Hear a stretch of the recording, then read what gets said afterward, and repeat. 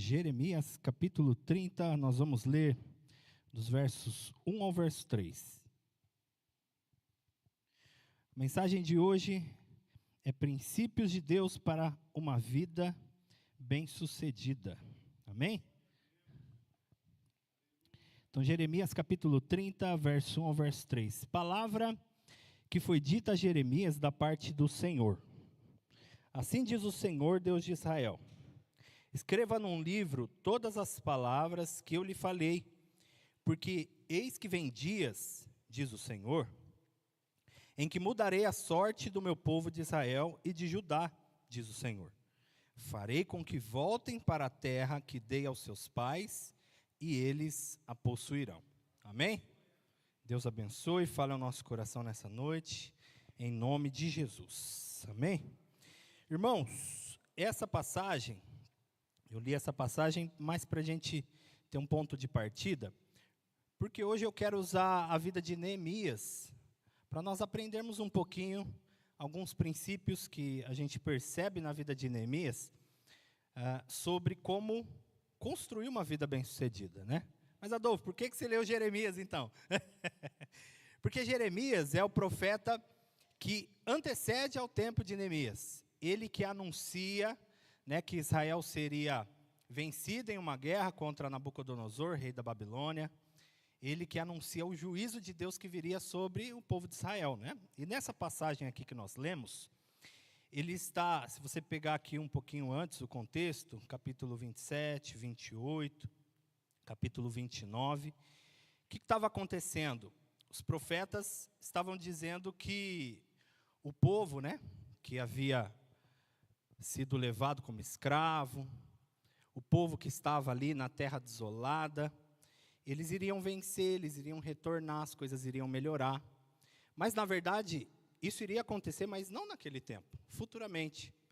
E aí Jeremias se levanta como um servo de Deus, como um profeta, para trazer a verdade. Olha, e aí a gente percebe isso no capítulo 29. Jeremias dizendo, o que eles estão dizendo não é verdade. Vocês ainda vão passar por esse tempo, e foram 70 anos de juízo em que a nação de Israel ficou escrava nas mãos, né, de Nabucodonosor e dos demais reis que vieram depois dele. E o que aconteceu? A nação foi destruída. As terras foram devastadas, as plantações foram queimadas, tudo foi destruído. O templo foi completamente destruído. A nação foi desolada. A elite do povo foi levada como escravo para a Babilônia, para servir o rei da Babilônia. Lembra de Daniel, Ananias, Misael, Azarias? Esses jovenzinhos estavam no meio dessa situação toda aqui, né? E o que acontece? O nome deles é mudado, e a gente sabe que na Bíblia os nomes carregam consigo sentidos, carregam consigo profecias, né? O nome não é apenas um nome escolhido a esmo, né? O nome traz um significado. Então, o que a gente percebe nesse contexto todo aqui? Que o povo havia perdido o seu significado, perdido os seus princípios, perdido, né, tudo que Deus havia construído na vida deles e na nação. Então eles estavam passando por um tempo muito difícil. Estavam passando por um tempo de desolação, um tempo de tristeza, um tempo de perdas, muitas perdas. E aí, passa-se o tempo, e agora eu queria que você abrisse em Neemias, para a gente poder dar continuidade. Porque aqui em Jeremias, no capítulo 30, Deus fala, olha, tudo isso vai se reverter. Tudo isso vai mudar. Toda essa situação de perda, de destruição, toda essa situação de escravidão, toda essa situação de angústia, de tristeza, tudo isso vai passar. Eu estou dizendo que vocês vão voltar para a sua terra, para a terra que eu dei aos pais de vocês, e vocês vão possuir essa terra. Essa terra vai ser de vocês. Porque a terra já não era mais deles. Tudo que eles tinham havia sido levado por Nabucodonosor. Então, quero que você comece a perceber um pouquinho o ambiente que eles estavam. Queria que você se colocasse no lugar deles, para a gente conseguir entender profundamente como que estavam as emoções, como estavam os pensamentos de Neemias, né? De Jeremias, Neemias e da nação. E aí, indo para Neemias, o que a gente percebe? O livro de Neemias é meio que, né, não vamos dizer que mas a gente pode perceber como uma continuação do livro de Esdras. Esdras, vou até ler aqui para eu não falar errado. No ano de 516 a.C., o que acontece? O rei Ciro, deixa eu ver se é ele mesmo, sempre erro os nomes, irmãos. O reinado de Artaxerxes, né? Isso. O rei conquista a Babilônia, vence tem até o nome do rei aqui, já não era mais Nabucodonosor, né? Cadê o nome do outro rei? Que havia vindo depois de Nabucodonosor. Não anotei, mas também não tem importância. Mas o que acontece? Nabucodonosor, depois de anos, Nabucodonosor não, né? O rei que estava depois dele, reinando na Babilônia, perde a guerra para o Império Medo-Persa, e aí eles dominam a Babilônia e, consecutivamente, todo o território que a Babilônia governava. Isso inclui os territórios de Israel, certo? E aí, esse rei, ele ordena para que o povo de Israel pudesse voltar para sua terra. Ele permite com que o povo voltasse para sua terra e que o povo pudesse reconstruir a sua cidade, reconstruir as suas casas, reconstruir a sua vida. Então aqui a gente percebe anos depois a promessa de Deus se cumprindo. Mas lembra, eles viveram anos de sofrimento, de angústia, foram 70 anos do juízo de Deus. Por quê? Tudo isso aconteceu porque o povo havia se afastado da presença de Deus. O povo não estava obedecendo a Deus. O povo havia se desviado daquilo que Deus havia instruído a eles. A forma de viver, a forma de plantar, de colher, de construir a sua vida. Deus havia dado instruções ao povo, para que o povo construísse a sua vida debaixo da ordenança de Deus. Lembra dos 10 mandamentos.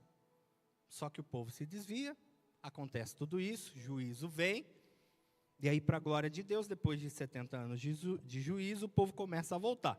Mas o povo volta em 3 etapas. A primeira delas, com Zorobabel, no ano de 516, antes de Cristo.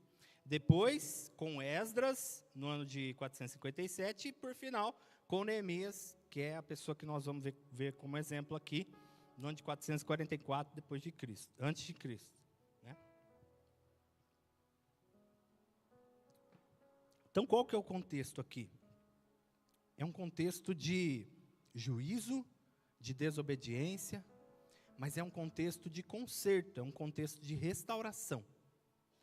Então, como nós podemos, irmãos, assim como Jeremias, assim como Neemias, isso acontece conosco, como aconteceu com eles, tempos de sofrimento, tempos de aperto, tempos de dificuldade.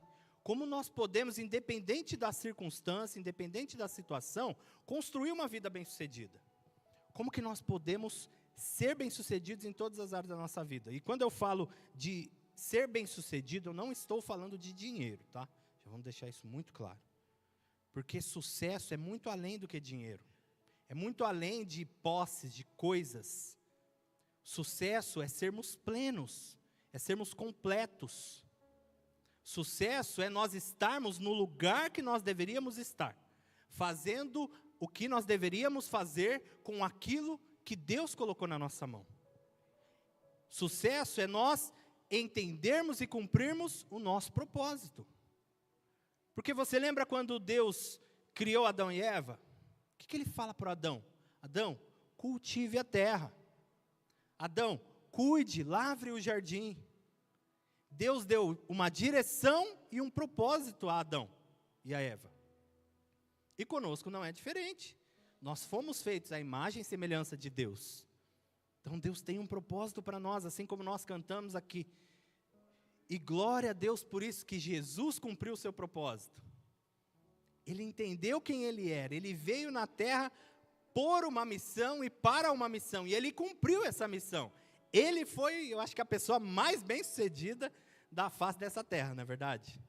Porque ele não pecou, ele não falhou, ele foi perfeito, fiel diz a palavra, até a morte e morte de cruz. Né? Por isso que o nome dele está sobre todo nome. Mas, infelizmente, nós muitas vezes erramos, não é verdade? Como o povo aqui, muitas vezes nós viramos as costas para Deus. Muitas vezes nós deixamos de colocar em prática aquilo que o Senhor nos instrui, aquilo que o Senhor nos ensina. E isso traz consigo consequências, né? Então eu quero que você observe, pense no decorrer dessa mensagem sobre a sua vida, sobre as áreas da sua vida. Como que nós podemos construir uma vida bem-sucedida, né? E aí nós vamos observar que em Neemias, esse paralelo, né, entre esse ambiente desafiador e essa mentalidade escrava, essa mentalidade presa à escravidão que o povo vivia. Você imagina, 70 anos preso, 70 anos como escravo. Uma parte do povo, a elite, foi levada para a Babilônia. Viver como escravo, servindo o rei, fazendo as vontades do rei.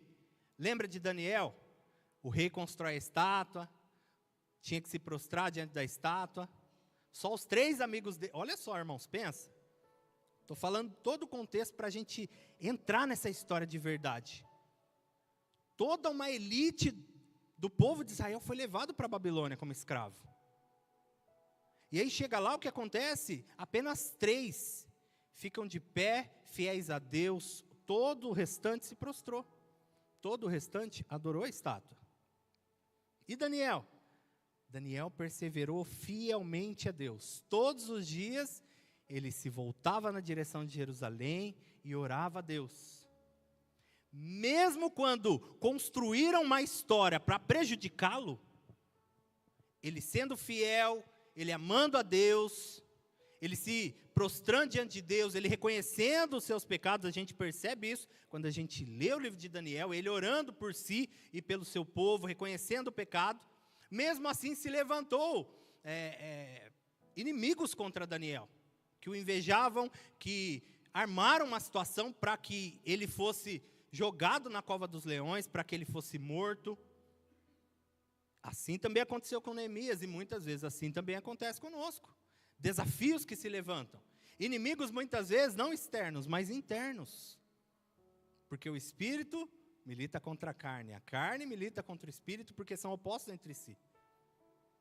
Então nós temos, muitas vezes nós vivemos essa mesma situação. Então nós precisamos olhar para esses homens, para essas mulheres de Deus, e aprender com eles. Aprender com o que o Senhor deixou revelado para nós na palavra, para que nós, assim como eles, possamos ser bem-sucedidos. Amém? Então, quero que você observe aí, no livro de Neemias, no capítulo 1, vamos ler do verso 1 ao verso 7.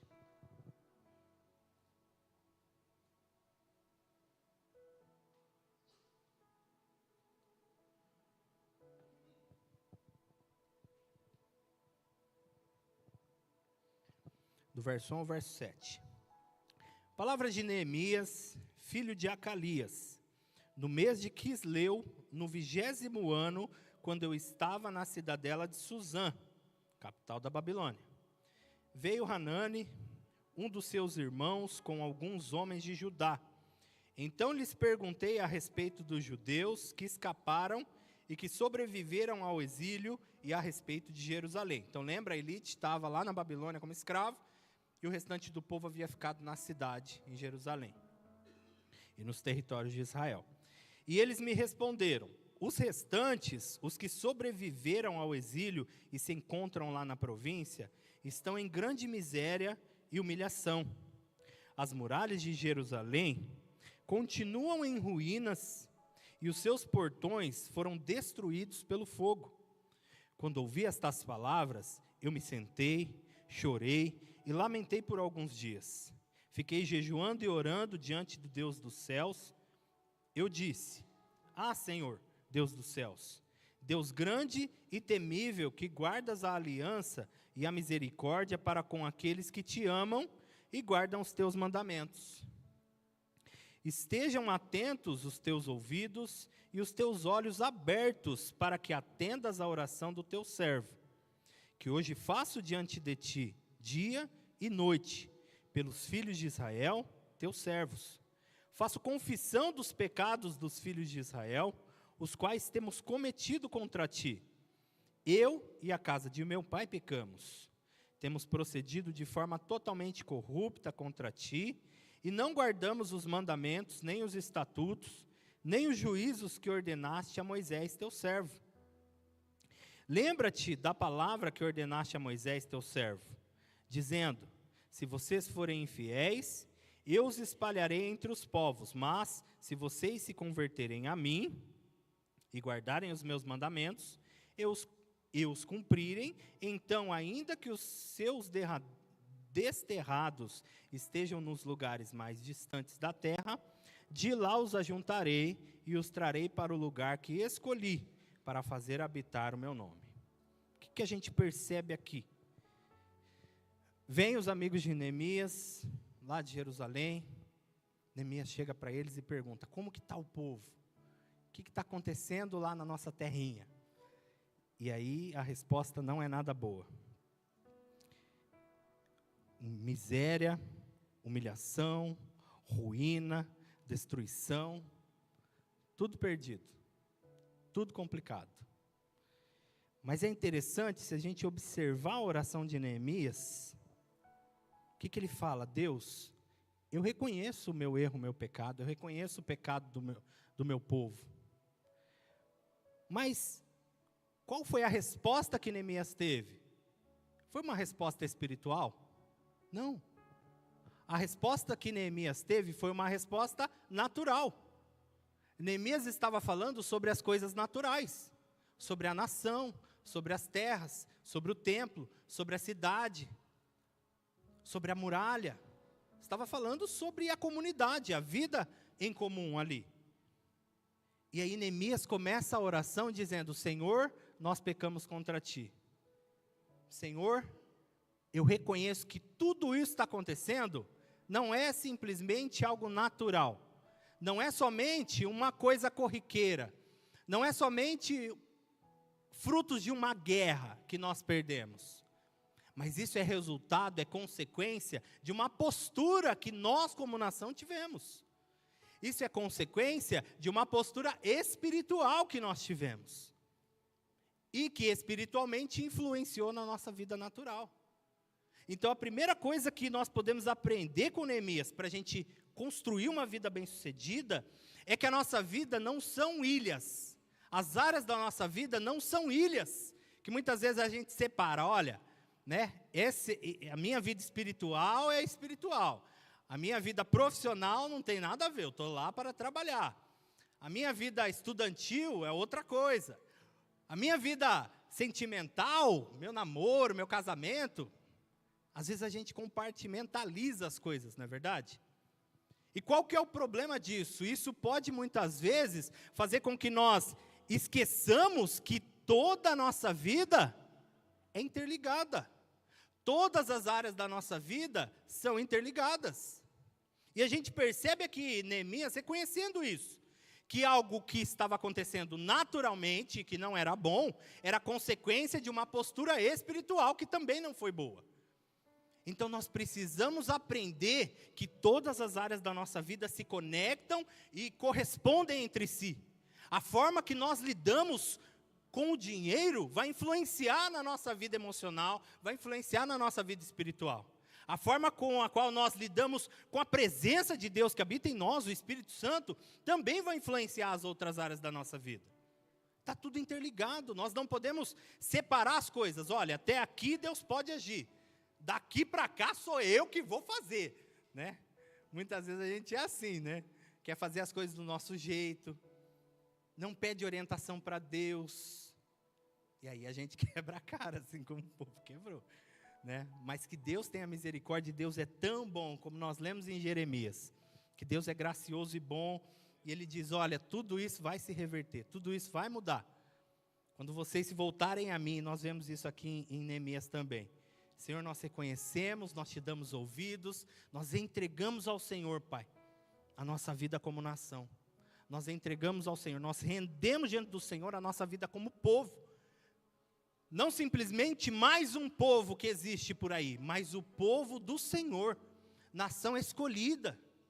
E é essa visão que nós precisamos construir dentro de nós, que nós somos povo de Deus, que nós somos separados, que nós somos servos de Cristo, que nós somos embaixadores do Senhor nessa terra. E se nós somos embaixadores, todas as áreas da nossa vida servem para glorificar Deus. E eu quero que você abra sua Bíblia agora, lá no Novo Testamento, em Colossenses, no capítulo 3.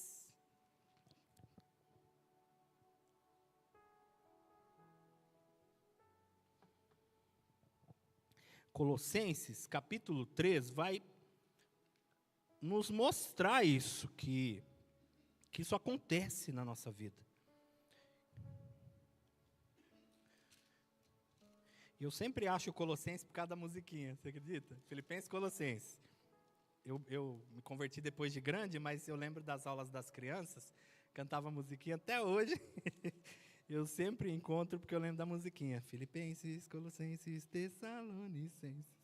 Então, ó, os professores aí, seu trabalho não é em vão, viu? Está aqui o resultado.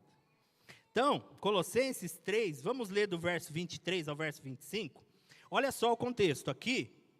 Paulo está ensinando a igreja de Colosso a respeito dos deveres em casa, né? No verso 18, você vai perceber Paulo falando às esposas, depois aos maridos, aos filhos, aos pais, aos servos, né? Que hoje a gente entende como os empregados, né?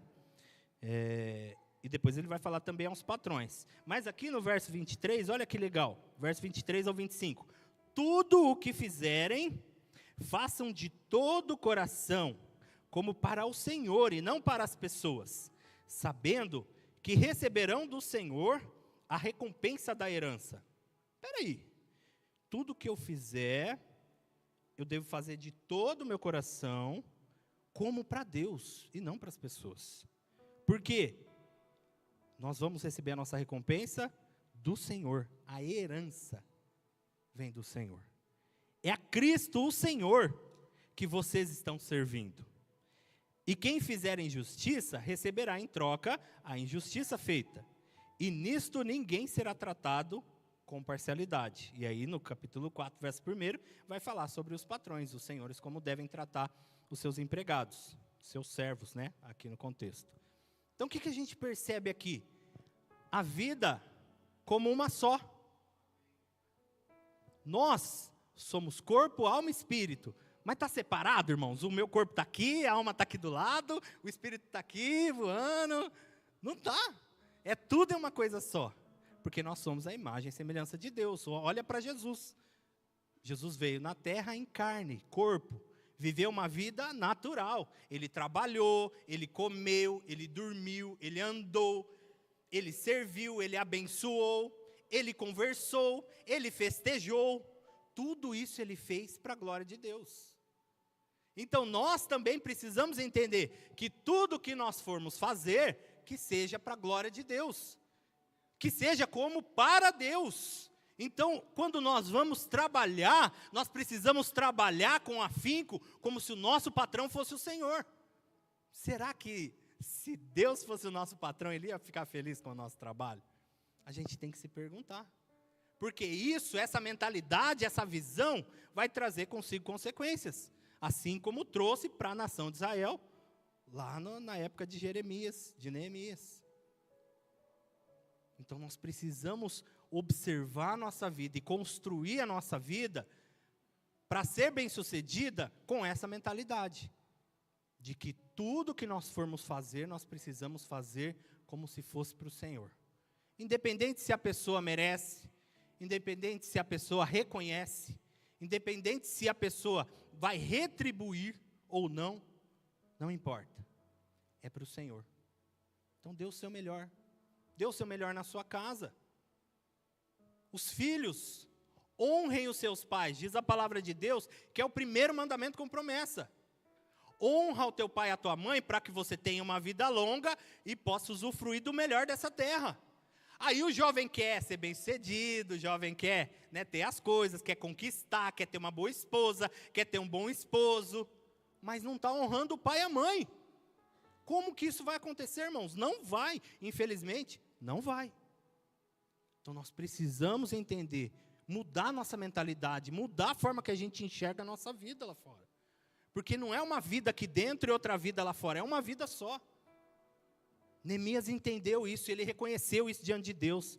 Deus, eu reconheço que os nossos erros como nação, como pessoa, a gente começou a adorar outros deuses, a gente começou a casar com povos que não deveríamos casar, nós começamos a fazer coisas que não deveríamos fazer. Tudo isso trouxe consequências e eu reconheço, Senhor, isso. E eu peço perdão por mim, pelo meu povo. Os pais não irritem os seus filhos. Os cônjuges saibam tratar uns aos outros. O esposo tratar a esposa com amor. Você já observou lá Coríntios e também Efésios? Fala muito isso para o homem. Homem, trate a sua esposa com amor. Homem, seja como, ame a sua esposa como Cristo amou a igreja e a si mesmo se entregou por ela. O homem deve servir a sua esposa, o homem deve se entregar por ela. O homem deve amá-la como Cristo amou a sua igreja, com todo o seu coração, com toda a sua força. O homem deve servir a sua esposa como se fosse ao Senhor.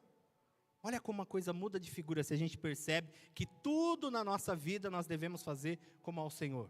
E a esposa, submeta-se à autoridade do seu marido. Seja fiel a ele, caminhe junto com ele. Lembra quando Deus olha para Adão e diz, não é bom que o homem fique só? O que ele fala? Vou simplificar o termo, né? Que é meio, enfim, far-lhe-emos, obrigado, pastor. Né? Muito obrigado. Vamos fazer alguém, uma auxiliadora idônea. Alguém que vai cooperar com ele. E será que as esposas estão cooperando com os esposos? Me perdoem até, irmãos, porque eu sou jovem, né? Mas eu quero ser um instrumento de Deus na vida de vocês. Porque isso vai trazer consequências. Sejam elas boas ou sejam elas ruins. E muitas vezes isso acontece porque a gente não consegue entender. A gente não percebe que o que a gente faz para o cônjuge, o que a gente faz para os pais, o que a gente faz para os filhos, o que a gente faz para o patrão, o que a gente faz na igreja, o que a gente faz na escola, é para a glória de Deus, é como se fosse ao Senhor.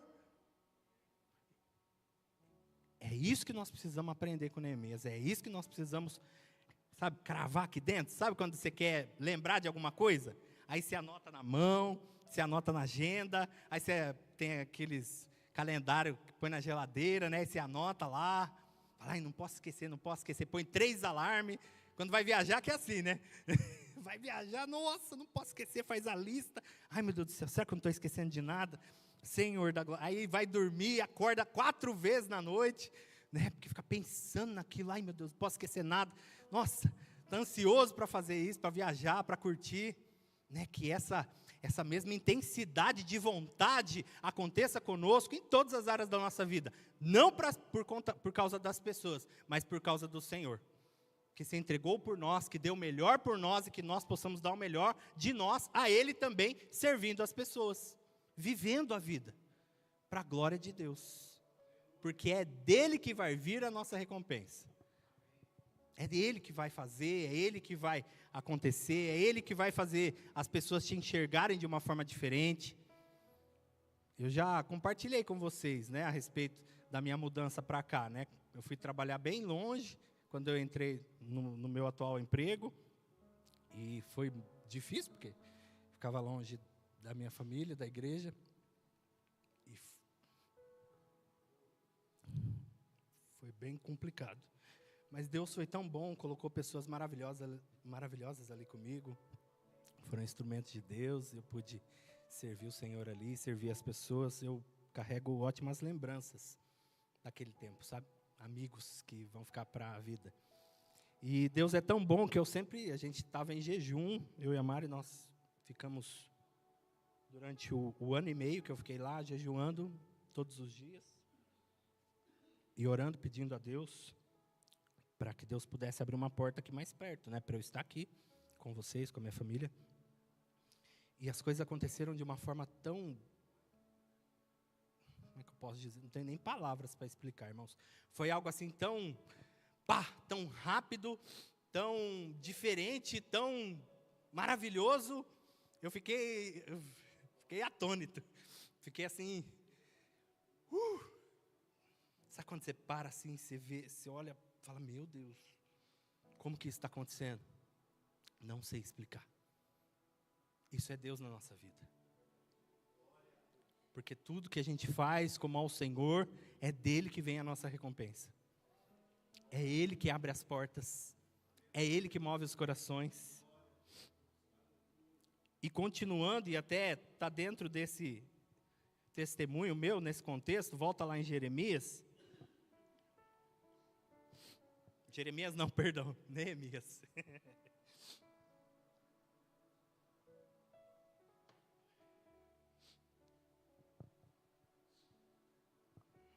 Voltando lá em Neemias, olha só o que mais que a gente aprende com Neemias.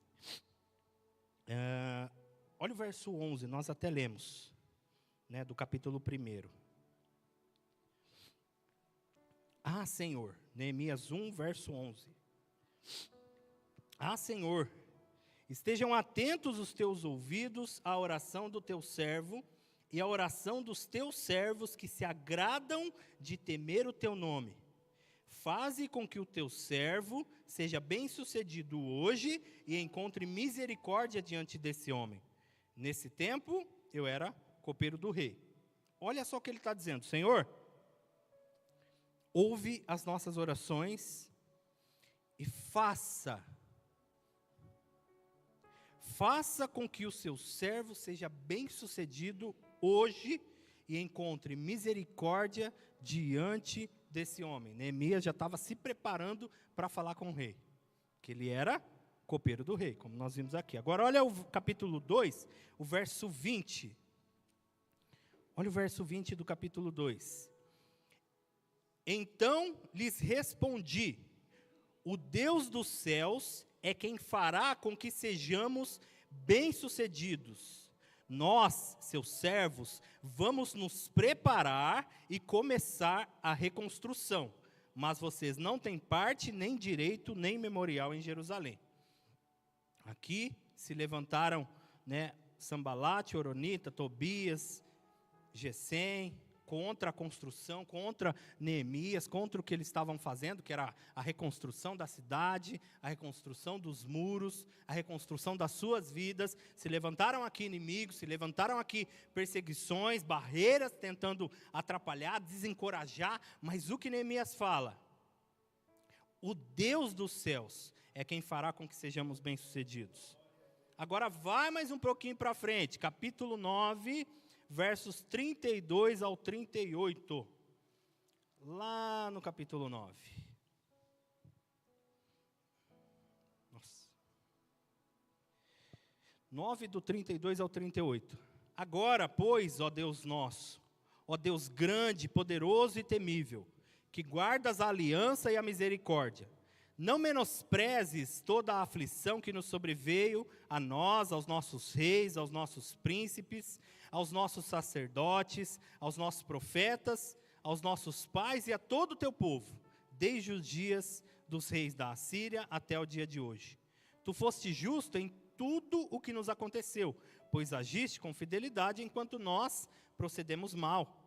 Os nossos reis, os nossos príncipes, os nossos sacerdotes, os nossos pais não guardaram a tua lei, nem deram ouvidos aos mandamentos e aos teus testemunhos que lhes deste. Pois eles no seu reino, na abundância de bens que lhes deste, na terra espaçosa e fértil que puseste diante deles, não te serviram, nem se converteram de suas obras más. Eis que hoje somos escravos, e até na terra que deste aos nossos pais, para comerem o seu fruto e o seu bem, eis que somos escravos nela. Seus abundantes produtos são para os reis que puseste sobre nós por causa dos nossos pecados. Estes reis dominam sobre nós e sobre nosso gado, como bem entendem, nós estamos em grande angústia. Por causa de tudo isso, nós fazemos uma aliança fiel, por escrito. E os nossos príncipes e os nossos levitas e os nossos sacerdotes puseram o seu selo sobre ela. Então, o que a gente percebe nessas 3 passagens? Neemias, além de ele entender a vida como um todo, como sendo uma única vida que deve ser vivida para a glória de Deus, onde tudo que ele faz deve ser feito como para a glória de Deus. Aqui a gente percebe Neemias declarando que, sempre ele fala, Deus é o Senhor quem vai fazer, Deus é o Senhor quem vai abrir, Deus é o Senhor quem vai fazer com que eu ache graça diante do rei, Deus, nós nos aliançamos com o Senhor. Ou seja, ele reconhece que o sucesso dele não depende dele, depende de Deus. Depende da graça de Deus sendo derramada sobre a vida dele, para que ele pudesse ter plena condição de fazer aquilo que ele precisava fazer. E olha só, fazer aquilo que ele precisava fazer. Então ele reconhecia que toda a circunstância, para que fosse favorável a ele, precisava da intervenção de Deus. Precisava da graça, do favor imerecido do Senhor. Mas o que ele fala aqui no verso 38? Nós estabelecemos uma aliança. Nós vamos fazer a nossa parte. Ou seja, ele dependia dessa graça de Deus, para que Deus cumprisse as promessas, para que Deus abrisse as portas, para que Deus preparasse as circunstâncias e os momentos, mas ele tinha um comprometimento firme com as promessas de Deus, firme com o Deus das promessas. Não somente com as promessas, mas com o Deus das promessas. Então ele estabelece uma aliança entre ele, o povo, os príncipes, os sacerdotes, os levitas, toda a comunidade, se aliançando novamente com o Senhor. Toda a comunidade reconhecendo que sem Deus nada podemos fazer, como está escrito no Novo Testamento, porque sem mim nada podeis fazer, né? Então a segunda coisa que nós aprendemos com Neemias é a depender da graça de Deus, a nos colocarmos em uma posição que não é aquilo que a gente faz que vai mudar, mas é a graça de Deus que vai mudar, e nós vamos cooperar com essa transformação que Deus está fazendo. Isso começa aqui dentro, é o Espírito Santo que habita em nós, é o fruto do Espírito, a longanimidade, a benignidade, a bondade, o autocontrole, é fruto do Espírito, a paz, a alegria, é fruto da presença de Deus na nossa vida. Então nós precisamos, assim como Neemias, reconhecer isso e depender dessa presença, depender da presença de Deus, depender da presença do Espírito Santo, ou seja, cooperar com isso, entender que Ele vai derramar, mas não vou desperdiçar, eu não vou perder aquilo que Deus está fazendo, eu não vou desperdiçar aquilo que Deus está me dando, mas eu vou contribuir, eu vou cooperar com a construção de Deus em minha vida e através da minha vida. Eu vou fazer aquilo que eu preciso fazer, eu vou orar, eu vou jejuar, eu vou buscar, eu vou aprender, eu vou pôr a mão na massa, como Neemias colocou. Você imagina?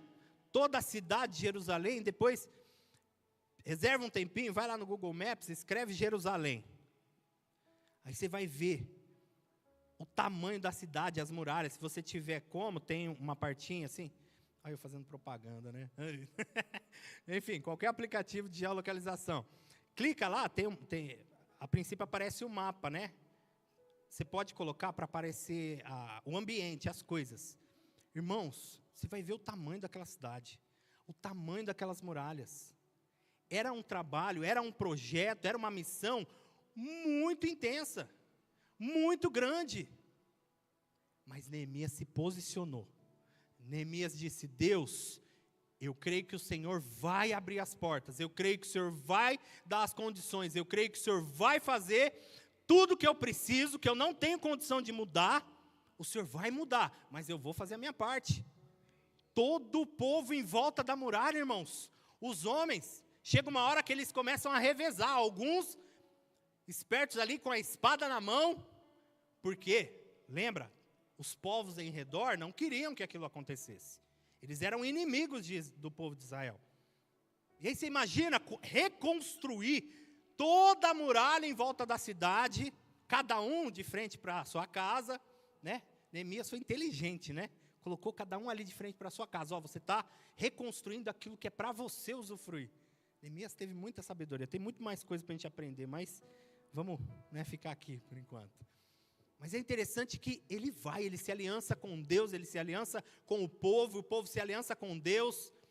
Eles dependem de Deus, mas eles fazem a parte dele. Eles vão construindo, e a Bíblia diz que com uma mão eles construíam, com a outra mão eles se preparavam para a batalha. É obra, é execução, é fazer, é atitude, e é oração, é intercessão, é jejum, é adoração, é vida com Deus. Tudo interligado, tudo acontecendo simultaneamente. E assim nós vamos crescendo, e assim nós vamos construindo uma vida bem-sucedida. Todas as áreas da nossa vida, é a Shalom de Deus. Tudo perfeito, tudo no seu devido lugar, tudo corretamente. É isso que Deus quer gerar em nós e através de nós. As coisas certas nos lugares certos, da maneira certa. Que assim nós possamos buscar em Deus. Né? Graças a Deus aqui nós somos uma igreja diversa, né? Nós temos senhoras, nós temos senhores, nós temos crianças, temos jovens, várias fases, né, da vida. Então, cada um aqui está numa fase, está construindo alguma coisa, está almejando, está buscando alguma coisa. Né? Quando eu falo coisa não é só bens, tá? Eu falo objetivos. Mas tudo isso, irmãos, nós precisamos colocar diante de Deus. Depender de Deus, falar, Deus, está aqui, está nas suas mãos. Eu reconheço que é teu, é para a glória do teu nome, e tudo que eu vou fazer vai ser para o Senhor, e eu creio que o Senhor vai fazer acontecer. E Deus faz acontecer, como eu estava dizendo no meu testemunho. Deus move os corações, pessoas que tinham o poder da caneta, sabe o poder da caneta? Deus moveu os corações lá, e num determinado dia, já até compartilhei, tinha uma determinada meta lá, e para a glória de Deus, o cara, eu estava numa pensão lá, né? E o dono da pensão virou meu amigo, até hoje, a gente às vezes conversa, ele, graças a Deus é cristão, homem de Deus, e ele, anteriormente a gente conversando sobre, né, a vida, as coisas, ele falando, olha, eu tenho esse objetivo e tal, foi perguntando, eu fui explicando para ele o que ele poderia fazer e tal, e justo naquele dia que precisava daquilo, que tinha aquela meta, ele foi para fazer o que precisava fazer, né, algo que ia ser benefício para ele, que ele ia construir algo que ele precisava construir, me ajudou a bater aquela meta, e aí, por causa disso, foi algo assim, muito grande, bateu a meta da agência de 6 meses, e aí o estadual, o superintendente estadual ligou para mim, alô, você que é o Adolfo? Ah, espera só um pouquinho, é a secretária do fulano. Eu falei, meu Deus, fulano? Mas o que ele quer comigo? Será que eu fiz alguma coisa errada? Primeira coisa que a gente pensa, né? Ai, meu Deus. Não, irmãos, era para me parabenizar e conversar comigo. Perguntar a respeito de quem eu sou, da minha vida, o que eu queria. Ah, você está aí, né? Tô. E o que você pretende? Ah, eu estou almejando isso e aquilo, assim, assado, estou buscando, estou com essa situação. Aí ele falou, ah, você? Ah, peraí. Foi lá, não deu para eu ver, né? Mas eu imagino ele mexendo nas coisas. Rapaz, a sua ficha está aqui na minha mesa para eu assinar. Era o quê? A minha promoção para eu vir para cá. Naquele exato dia. Você já imaginou um negócio desse, irmão? É Deus, só pode ser Deus, não tem como. Coisas aleatórias da minha vida, que se converteram ali para que eu pudesse ser abençoado.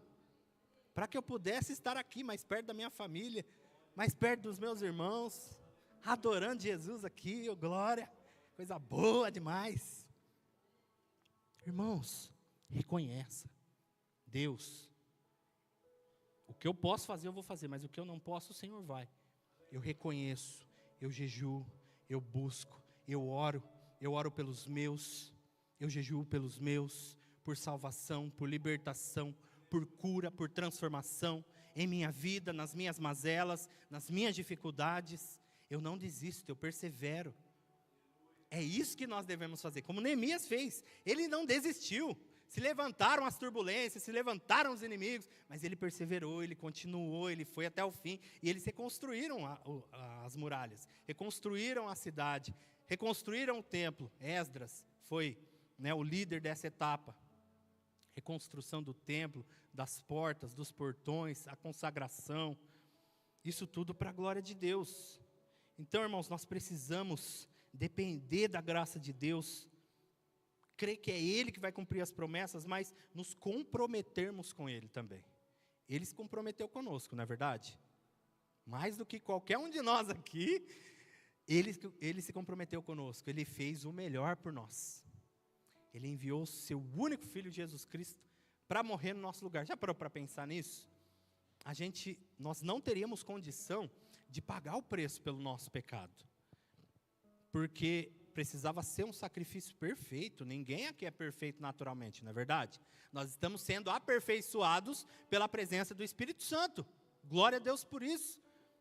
Nós fomos aperfeiçoados em Cristo Jesus, pelo sacrifício de Jesus. Mas nós não poderíamos fazer isso, pagar o preço do nosso pecado, rasgar o escrito de dívida que havia contra nós. Mas Ele foi lá e fez. Ele foi fiel até a morte de cruz, pagou o preço, e hoje nós estamos aqui, para a glória de Deus. Então nós podemos alegrar, nós podemos celebrar, nós podemos ser felizes, porque aquilo que era mais importante, primordial para a nossa vida já aconteceu. Todas estas demais coisas vos serão acrescentadas, disse Jesus: o que comer, o que vestir, onde dormir. Todas as nossas necessidades o Senhor há de suprir em glória, disse Paulo. Então que nós busquemos ao Senhor, que nós nos comprometamos com Ele, que nós façamos uma aliança verdadeira com Deus em todas as áreas da nossa vida. E para a gente terminar,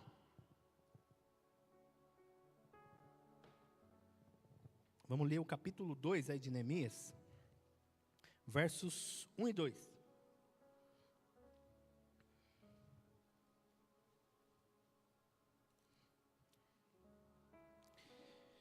Neemias capítulo 2, versos 1 e 2. No mês de Nisan, no 20º ano do reinado de Artaxerxes, uma vez posto o vinho diante dele, eu o peguei e ofereci ao rei. Lembra que Neemias era o copeiro do rei. Ora, nunca antes, olha só esse detalhe, nunca antes eu tinha estado triste diante dele. Neemias era escravo, servindo como copeiro, mas era um escravo, servindo a um rei pagão, que não adorava o seu Deus, que não reverenciava o seu Deus, mas ele fazia com alegria, ele servia dando o seu melhor. Nunca eu tinha estado triste diante dele. Olha só a consequência disso. Então o rei me disse: por que o seu rosto está triste, se você não está doente? Isso tem de ser tristeza de coração. Olha só essa conversa aqui. O rei percebeu que Neemias estava triste. Por quê? Porque Neemias sempre servia ao rei da melhor maneira que ele podia. Como nós falamos anteriormente, ele entendia que todas as áreas da vida dele eram para a glória de Deus. Então, se fosse para servir o rei, ele ia servir o rei para a glória de Deus. E foi o que ele fez. E isso trouxe consequência. O rei percebeu que ele estava triste. E olha só, o capítulo 6 agora, lá no verso 3. Capítulo 6, no verso 3. Por isso, enviei-lhes mensageiros para dizer: estou fazendo uma grande obra e não posso descer até aí. Por que devo parar a obra para ir me encontrar com vocês? O que está acontecendo aqui? Neemias está construindo a muralha, está lá trabalhando, e aí o Sambalate, o Gesem, os que estavam contra essa construção, mandaram mensageiros para chamar Neemias, para armar uma emboscada para matar Neemias. O que Neemias faz? Olha, eu estou fazendo uma grande obra, eu não posso parar o que eu estou fazendo. Eu não posso descer daqui. Por que eu vou parar essa obra para encontrar com vocês? Fala para mim. Essa foi a resposta de Neemias. Então o que a gente percebe nessas duas passagens? Neemias tinha senso de propósito. Neemias sabia que o que ele estava fazendo não era apenas uma atividade, não era apenas uma tarefa, mas havia um propósito naquilo que ele estava fazendo. Então ele era focado naquilo que ele estava fazendo, porque ele entendia quem ele era em Deus, ele entendia o porquê que ele estava ali, e o porquê que ele tinha que fazer aquilo que ele estava fazendo. E ele faz com afinco, e ele se dedica, e ele se concentra, e ele foca naquilo que ele estava fazendo, naquilo que Deus o levantou para fazer. E é interessante que, se você ler ali a continuação do capítulo 2, A gente não percebe, né, no capítulo 1, no capítulo 2, Deus falando para Neemias: Neemias, você vai guiar o povo, você vai ser o líder na reconstrução da muralha. Deus não falou isso para Neemias. Foi Neemias que entendeu quem ele era em Deus, entendeu a posição que Deus tinha colocado ele como copeiro do rei. Ele tinha acesso à pessoa que poderia dar todas as ferramentas para que a cidade fosse construída, para que as muralhas fossem reconstruídas, para que o propósito, a identidade da nação fosse restabelecida. Neemias entendeu. Lembra de Esther? O que Mardoqueu fala para Esther? Olha, talvez não foi para esse tempo que Deus te colocou no palácio? Esse tempo em que é um tempo crucial, que o rei precisa saber a verdade? Será que não foi para isso que Deus te colocou aí? E aí Esther, verdade, proclama um jejum entre o povo e ora e jejua, e a coisa muda de figura, eles são vitoriosos ali naquela circunstância. Aqui também não foi diferente. Neemias entendeu a posição que ele estava, ele entendeu o propósito de Deus para o lugar que ele estava, como copeiro do rei, e depois como líder na construção, na reconstrução das muralhas.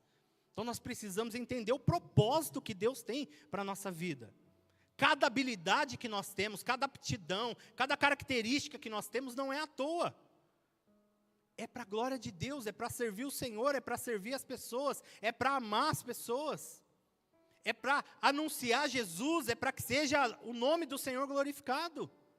Então não menospreze, não despreze quem você é e o que Deus te deu, o que Deus colocou na sua mão. A posição que Deus te colocou, as habilidades que Deus te deu. Não é à toa, é com um propósito. Assim como foi com Neemias, assim o é na minha e na sua vida. Nós precisamos ser guiados por um propósito. Onde a gente estiver, irmãos, nós precisamos entender que nós temos um objetivo a alcançar. Seja no palácio servindo ao rei, seja reconstruindo a nossa vida, a nossa comunidade, servindo as pessoas. É uma nova forma de enxergar a vida, de enxergar as oportunidades que Deus coloca à nossa frente. Abraçar o projeto de Deus para nós. Não nos conformarmos com esse mundo, com o caos que está ao nosso redor. Olha para Neemias, estava um caos a situação. A resposta que ele teve quando ele estava lá no palácio foi péssima. Ele poderia simplesmente virar as costas e continuar a vida dele. Mas ele não fez isso. Ele entendeu o propósito de vida dele. Ele entendeu que ele fazia parte de um povo, de uma nação, que era a imagem de Deus, que foi construída para refletir a glória de Deus.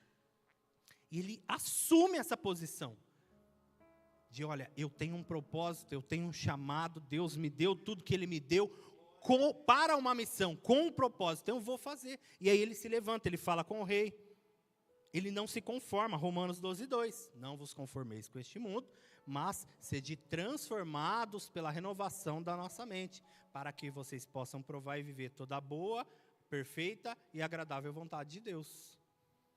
Então a vontade de Deus é boa, é perfeita, é agradável? É. Como nós vamos viver? Não nos conformando com o caos que muitas vezes está ao nosso redor, dentro de nós. Não podemos nos conformar com o comodismo, não podemos nos conformar com a frieza espiritual. Nós precisamos mudar, nós precisamos dar um passo, nós precisamos fazer alguma coisa. Se é para jejuar, vamos jejuar. Se é para orar, vamos orar. Se é para acordar mais cedo, vamos acordar mais cedo. Falo isso porque eu tenho dificuldade. Acordar mais cedo, meu Deus. Nós precisamos, irmãos, entender o propósito de Deus para a nossa vida. Nós precisamos olhar ao nosso redor e pedir o discernimento de Deus, como Neemias teve. Olha, eu estou diante do rei, eu posso interceder pelo meu povo. E nós estamos diante do Rei dos Reis, do Senhor dos Senhores. Nós podemos interceder por nós podemos interceder pelo nosso povo, nós podemos interceder por aqueles que ainda não tiveram os olhos abertos e não podem interceder por si mesmo. Nós podemos servir uns aos outros, nós podemos amar uns aos outros, como Cristo amou a igreja. Nós podemos fazer o nosso melhor. Nós podemos e devemos, assim como Neemias. Olha só, essa passagem eu quero ler. O verso 11 ali do capítulo 2, não vai dar para ler, é um pouquinho grande, mas vamos observar aqui. Depois leia na sua casa, por favor.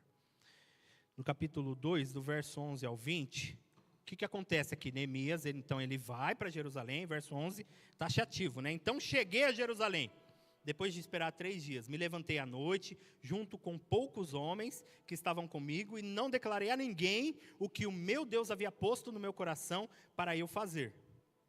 Então ele foi. E aí ele começa a observar a cidade, ele começa a ir pela muralha e vai com esses poucos homens observar como estava a situação, o que precisava ser feito, onde que estavam os problemas, faz um diagnóstico, identifica as necessidades, e aí, cadê? Vocês estão vendo? Verso 17, vamos daqui em diante. Então eu lhes disse, depois de tudo isso que ele fez, ele reúne o povo, os magistrados, as autoridades, e aí o que ele faz? Verso 17, do capítulo 2 de Neemias. Então eu lhes disse, vocês estão vendo a miséria em que nós estamos, Jerusalém em ruínas e os seus portões destruídos pelo fogo. Venham, vamos reconstruir as muralhas de Jerusalém para nos livrarmos desta vergonha. E lhes declarei como a mão bondosa do meu Deus havia estado sobre mim e também sobre as palavras que o rei me havia falado. Então disseram, vamos nos preparar e começar a reconstrução. Então se prepararam para fazer esta boa obra. Porém, quando Sambalate, Horonita, Tobias, o servo amonita, e um árabe chamado Gesem souberam disso, zombaram de nós e nos desprezaram, dizendo, o que é isso que vocês estão fazendo? Querem se rebelar contra o rei? Então lhes disse, o Deus dos céus é quem fará com que sejamos bem-sucedidos. Nós, seus servos, vamos nos preparar e começar a reconstrução, mas vocês não têm parte, nem direito, nem memorial em Jerusalém. O que Neemias faz? Ele faz um diagnóstico, ele percebe as necessidades, mas ele ajunta o povo para animar o povo. Ele ajunta o povo para motivar o povo, para reconhecer diante do povo a soberania de Deus, para reconhecer diante do povo a mão de Deus, que lá atrás o abençoou para que ele pudesse ter essa conversa com o rei, para que ele pudesse pedir a ajuda do rei no que era necessário, para que o rei pudesse enviá-lo até Jerusalém, com tudo que ele precisava para reconstruir as muralhas.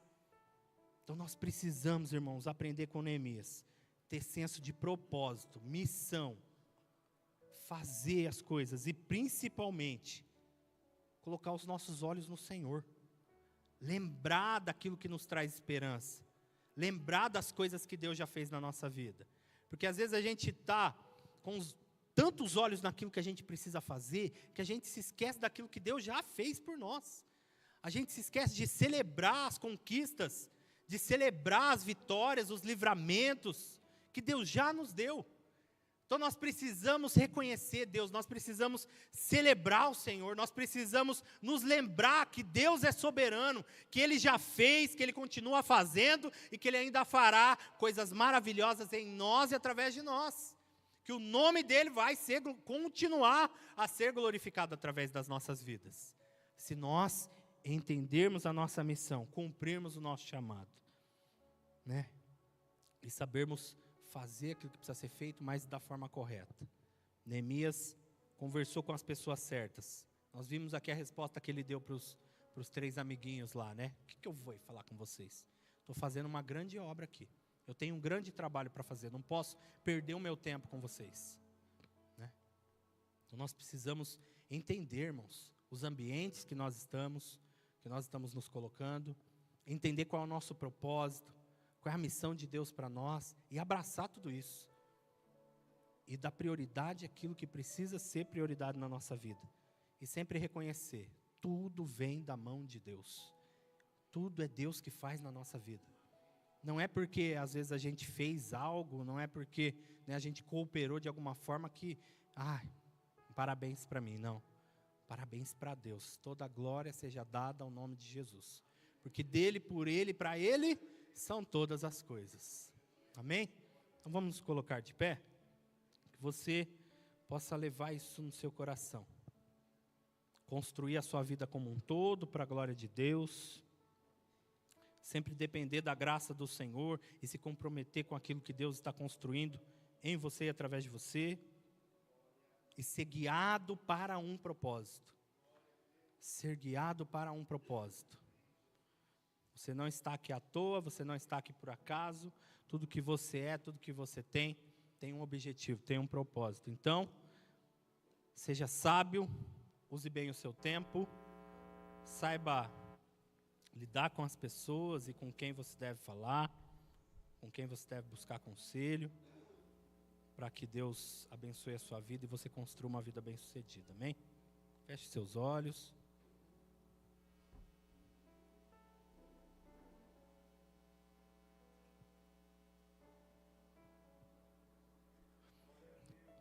Que você agora possa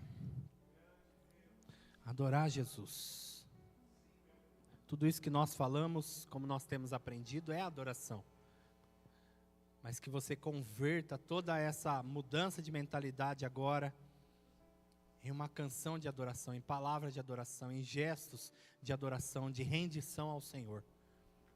Porque é dele, é para ele, é por ele que nós podemos construir uma vida bem-sucedida. Então adore a Deus, glorifique o nome de Jesus.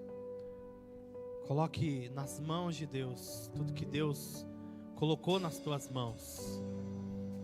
Reconheça Deus em todas as áreas da sua vida. Em nome de Jesus. Oh Senhor, louvado seja o teu nome, Jesus. Tu és maravilhoso, Jesus. Tu és lindo, Jesus.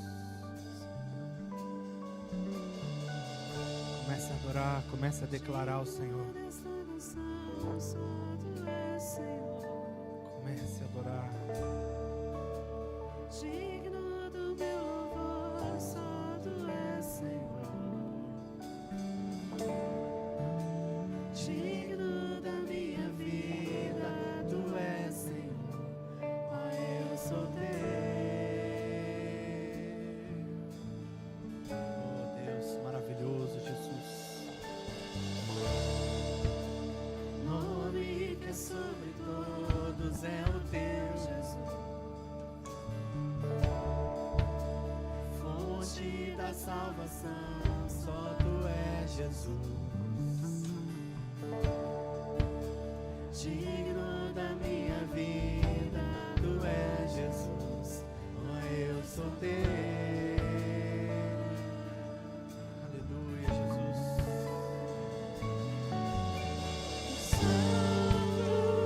És incomparável, és inigualável. Abre os meus olhos, Senhor.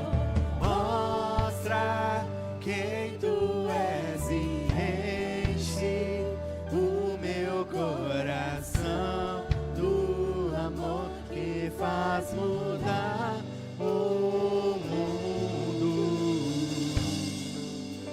Oh, glória ao teu nome, Jesus. Recebe a nossa vida em tuas mãos, Senhor. Digno desta canção, só tu és, Senhor. Digno do meu louvor, só tu és, Senhor.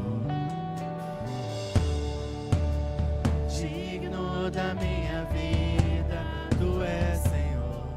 Ó, eu sou teu. Nós somos somente teus, Jesus.